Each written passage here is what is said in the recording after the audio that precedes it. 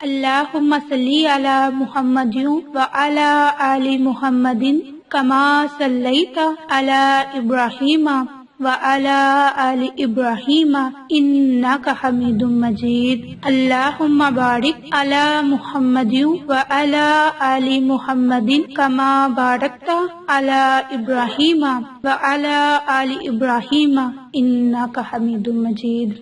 اللہم صلی علی محمد وعلی آل محمد کما صلیت علی ابراہیم وعلی آل ابراہیم انک حمید مجید۔ اللہم بارک علی محمد وعلی آل محمد کما بارکت علی ابراہیم وعلی آل ابراہیم انک حمید مجید۔ اعوذ باللہ من الشیطان الرجیم، بسم اللہ الرحمن الرحیم۔ عائشہ اسلامک ہسٹری کی پیاری بہنوں اور بھائیوں، السلام علیکم ورحمۃ اللہ وبرکاتہ۔ آج کی اس ویڈیو میں آپ کے ساتھ رمضان المبارک کے پہلے جمعۃ المبارک کے دن اور 7 رمضان المبارک کے دن کا خاص عمل اور وظیفہ شیئر کروں گی، جس کی برکت سے آپ کو بہت سے فائدے حاصل ہوں گے۔ میری بہنوں اور بھائیوں، یہ جمعۃ المبارک رمضان المبارک کا پہلا جمعہ ہے۔ اس جمعہ کی بہت زیادہ فضیلت اور برکات ہے۔ حضرت ابو ہریرہ بیان کرتے ہیں کہ رسول اللہ صلی اللہ علیہ وآلہ وسلم نے ارشاد فرمایا کہ 5 نمازیں ایک جمعہ سے لے کر دوسرا جمعہ پڑھنا اور ایک رمضان سے دوسرے رمضان کے روزے رکھنا ان کے درمیان واقع ہونے والے گناہوں کے لیے کفارہ بن جاتا ہے، جب تک کہ انسان گناہ کبیرہ نہ کرے۔ باحوالہ امام مسلم، ترمذی، ابن ماجہ۔ حضرت ابو ہریرہ بیان کرتے ہیں کہ رسول اللہ صلی اللہ علیہ وآلہ وسلم نے ارشاد فرمایا کہ تم پر ایک ایسا مہینہ سایہ فگن ہو گیا ہے کہ مسلمانوں پر اس سے بہتر مہینہ اور منافقین پر اس سے بڑھ کر برا مہینہ کبھی نہیں آیا۔ پھر دوبارہ رسول اللہ صلی اللہ علیہ وآلہ وسلم نے ارشاد فرمایا کہ اللہ تعالیٰ اس مہینے کا ثواب اور اس کی نفلی عبادات اس کے آنے سے پہلے لکھ دیتا ہے، اور اس کی بدبختی اور گناہ بھی اس کے آنے سے پہلے لکھ دیتا ہے، کیونکہ مومن اس میں انفاق کے ذریعے قوت حاصل کر کے عبادت کرنے کو تیاری کرتا ہے، اور منافق مومنوں کی غفلتوں اور ان کے عیب تلاش کرنے کی تیاری کرتے ہیں۔ باحوالہ امام احمد اور بہقی۔ اسی طرح ایک اور روایت میں ہے کہ حضرت کعب بن اجرہ رضی اللہ بیان کرتے ہیں کہ رسول اللہ صلی اللہ علیہ وآلہ وسلم نے ارشاد فرمایا، منبر کے پاس آ جاؤ، اور ہم آ گئے۔ جب ایک درجہ چڑھے تو فرمایا آمین، جب دوسرا درجہ چڑھے تو فرمایا آمین، جب تیسرا چڑھے تو فرمایا آمین، جب اترے تو ہم نے عرض کیا کہ یا رسول اللہ صلی اللہ علیہ وآلہ وسلم، ہم نے آج سے پہلے ایک ایسی چیز سنی ہے جو پہلے نہیں سنا کرتے۔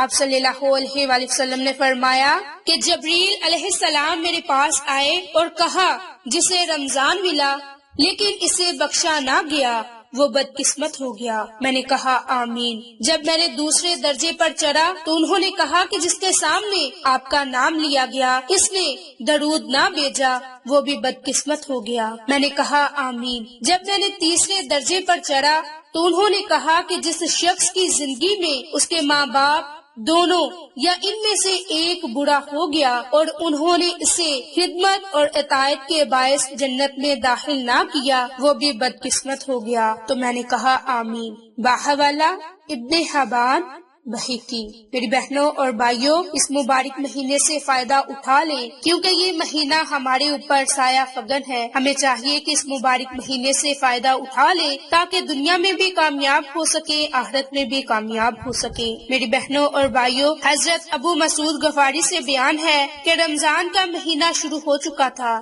کہ ایک دن میں نے رسول اللہ صلی اللہ علیہ وآلہ وسلم کو فرماتے ہوئے سنا، اگر لوگوں کو رمضان کی رحمتوں اور برکتوں کا پتہ ہوتا تو وہ خواہش کرتے کہ پورا سال ہی رمضان ہوتا۔ باحوالہ امام بہقی۔ میری بہنوں اور بھائیوں، رمضان المبارک کی بہت زیادہ فضیلت ہے، بہت ہی زیادہ برکات ہے۔ اسی طرح یہ رمضان کا پہلا جمعۃ المبارک ہے، اس دن سے فائدہ اٹھا لے۔ اس کے متعلق حضرت ابو موسیٰ اشعری کے بیٹے ابو بردہ کہتے ہیں کہ مجھ سے عبداللہ بن عمر رضی اللہ عنہ نے کہا، کیا تم نے اپنے والد سے ساعت جمعہ کے بارے میں حضور صلی اللہ علیہ وآلہ وسلم کی کوئی حدیث سنی ہے؟ تو وہ کہتے ہیں کہ میں نے کہا ہاں، میں نے اپنے والد سے سنا۔ انہوں نے کہا کہ رسول اللہ صلی اللہ علیہ وآلہ وسلم نے فرمایا، وہ ساتھ امام کے بیٹھنے سے لے کر نماز پڑھی جانے تک ہے کہ اس وقت میں ہماری دعا قبول ہوتی ہے۔ باحوالہ امام مسلم۔ میری بہنوں اور بھائیوں، رمضان المبارک کی بہت زیادہ فضیلت ہے، بہت ہی زیادہ برکات ہے۔ اگر کامل یقین کے ساتھ اس ماہ سے فائدہ اٹھایا جائے تو ہم دنیا اور آخرت میں کامیاب ہو سکتے ہیں۔ میری بہنوں اور بھائیوں، یہ رمضان المبارک کا پہلا جمعہ المبارک کا دن ہے۔ جمعہ کی نماز سے پہلے آپ یہ عمل، یہ وظیفہ کریں، آپ کی آنکھیں کھلنے سے پہلے ہی آپ کا مقدر اور نصیب بدل چکا ہوگا۔ اللہ رب العزت کی ذات آپ کو وسیع و کثیر تعداد میں رزق اور دولت سے نوازے گی۔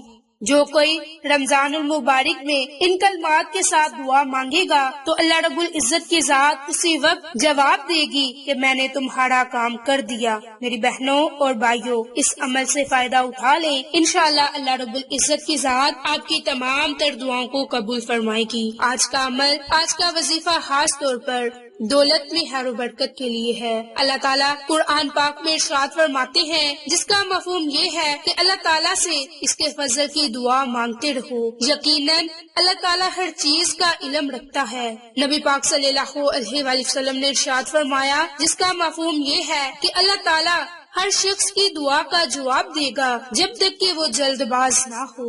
صحابہ نے پوچھا کہ یا رسول اللہ، جلد باز سے کیا مراد؟ کیا اس کا مطلب یہ ہے کہ وہ دعا کو آرام سے پڑھنے کی بجائے جلدی پڑھتے ہیں؟ تو آپ صلی اللہ علیہ وآلہ وسلم نے فرمایا، نہیں، بلکہ جلد باز وہ ہے جو اللہ تعالیٰ سے دعا کرے، اسے جواب نظر نہ آئے اور وہ سوچ لے کہ اللہ تعالیٰ اس کی دعا کا جواب نہیں دیں گے، پھر وہ دعا مانگنا بند کر دے۔ تو نبی پاک صلی اللہ علیہ وآلہ وسلم نے فرمایا، اللہ تعالیٰ اس کی دعا کا جواب دے گا مگر وہ دعا سے بد دل نہ ہو، مایوس نہ ہو۔ لہٰذا اللہ تعالیٰ کی رحمت سے مایوس ہو جانا اور یہ سوچ لینا کہ اللہ تعالیٰ دعا کا جواب نہیں دے گا، جب بھی اللہ سے دعا مانگے تو مانگتے رہیں، اللہ تعالیٰ ضرور عطا فرمانے والا ہے۔ آپ نے مایوس نہیں ہونا، کیونکہ وہی میرا مالک ہے، وہی مجھے عطا کرنے والا ہے، وہی سب کچھ عطا کرنے والا ہے، وہی سب کو روزی دینے والا ہے، وہی سب کی دعاؤں کو قبول کرنے والا ہے۔ انشاءاللہ آپ کی دعا بھی قبول ہوگی۔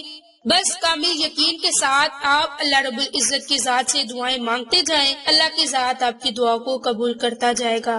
سیدنا انس رضی اللہ عنہ سے روایت ہے کہ نبی پاک صلی اللہ علیہ وآلہ وسلم اللہ رب العزت کی ذات سے روایت کرتے ہیں کہ اللہ تعالیٰ کا فرمان ہے کہ آدم کے بیٹے، جب تک تم مجھ سے دعا کرتا رہے گا اور مجھ سے امید رکھے گا، میں تمہیں معاف کرتا رہوں گا، چاہے تم سے کچھ بھی سرزد ہوتا رہے۔ ابن آدم، مجھ سے اس امر کی کوئی پرواہ نہیں، اگر تمہارے گناہ آسمان کی بلندیوں تک بھی پہنچ جائیں، لیکن تمہارے دامن پر میرے ساتھ شرک کا داغ نہ ہو، میں اتنی ہی مغفرت لے کر آؤں گا اور تمہیں معاف کر دوں گا۔ میری بہنوں اور بھائیوں، آپ نے جمعہ المبارک کے دن جو عمل، جو وظیفہ کرنا ہے، وہ آپ نے 3 لونگ کے دانوں پر 10 مرتبہ ان قرآنی کلمات کو، اس تسبیح کو پڑھنا ہے۔ انشاءاللہ اس کی برکت سے اللہ کی ذات آپ کی تمام تر حاجتوں کو پورا فرمائے گی، آپ کے رزق میں وسعت ہوگی، آپ کے مال و دولت میں اضافہ ہوگا۔ آج کا عمل، آج کا وظیفہ خاص طور پر دولت کے حصول کے لیے ہے۔ اس کے لیے آپ نے سب سے پہلے اپنے پاس 3 لونگ کے دانے رکھ لینے ہیں اور اس پر آپ نے 3 مرتبہ